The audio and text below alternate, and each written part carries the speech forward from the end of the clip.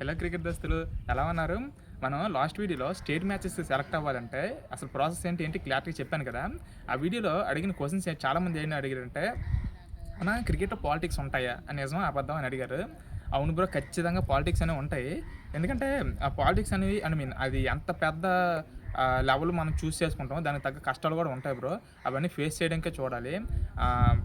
ఆ పాలిటిక్స్‌ని మించి వాళ్ళు సెలెక్టర్స్ మన వైపు చూడాలంటే మనం ఎంత స్కిల్ ఇంప్రూవ్ చేసుకొని ఆలోచించాలి తప్ప, పాలిటిక్స్ ఉంటాయి, లేకపోతే మనం ఫిట్‌నెస్ చేయాలి, లేకపోతే అది చేయాలి, ఇది చేయాలి, బ్యాక్‌గ్రౌండ్ లేదు, అవేం ఆలోచించొద్దు బ్రో. ఎందుకంటే మనం ముందుకెళ్ళడానికి పాజిటివ్ థింగ్స్ వెతుక్కొని క్రికెట్‌లో ముందుకెళ్ళాలి తప్ప, బ్యాక్ ఆఫ్ ద థాట్స్ ఆలోచించుకున్నట్టుగైతే మనం ఎప్పటికీ అవ్వలేము.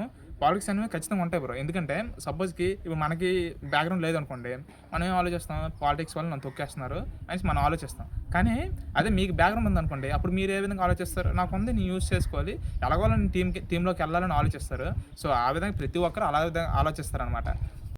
మీకు క్లారిటీగా అర్థమైందనుకుంటున్నాను. మరింత క్రికెట్ కంటెంట్ కోసం నన్ను ఫాలో చేయండి.